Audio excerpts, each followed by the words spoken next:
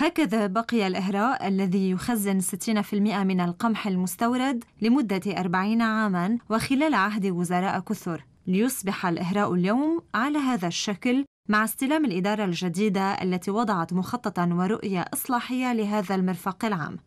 الجول تبعنا أن نوصل لمؤسسة نموذجية حديثة إدارتها منتجة، وبلشنا بأول أولوية اللي هي سلامة حبة القمح.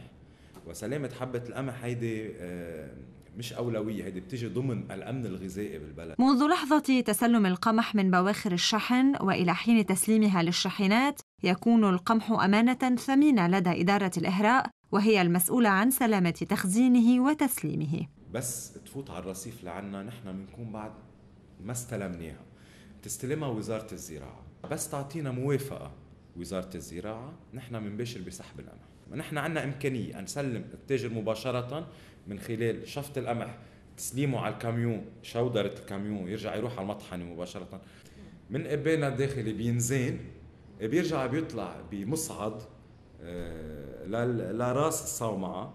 بس يوصل لراس الصومعة كمان بيكون كل هيدا البروسيدور مغطى، يعني عم تحكي بأساطر.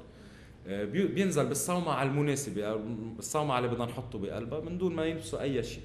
الصومعة بس تفضى، تعقم الصومعة، تتنظف، تتكنس، تتهوى، بترجع بتتسكر، بيرجع بينزل فيها بضاعة.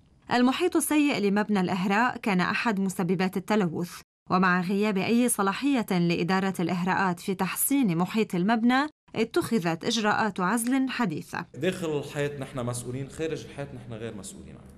اللي عم نعمله انه اوكي مش مسؤولين، رح نعزل بطريقه يعني حديثه من خلال حيط حجري، ومن خلال كمان عازل حديدي بيجي انكليني اما لاوي مايل كرمال تما يقدر تعربش عليها القوارض وتنتقل لجوا المنطقه الخارجيه اللي ما بدق فيها القمح. هون كمان كان عندنا مشكله انه ما كان معزول 100%، كان الحمام يفوت على قلبه، يعني ولا شيء ممكن يفوت على الصومعة. هذا الهدف اللي بدي اوصله من الاساس. ما كان عندنا مشكله مع القمح تبع اللبناني. المشاريع المستقبلية هدفها تحسين هذه الإدارة الرسمية، والمخططات رسمت بانتظار التمويل. اولا بنخلق إهراء جديد من مكنه مزبوط، بيكون جدا متطور، بننقل الحبوب عليه، بنطور الإهراء القديم، بنعمله مثل الإهراء الجديد، وبنرجع بنعمل صيانه كامله. مش كل قمح لبنان بيقطع بالإهراء، 40% بيروح على القطاع الخاص.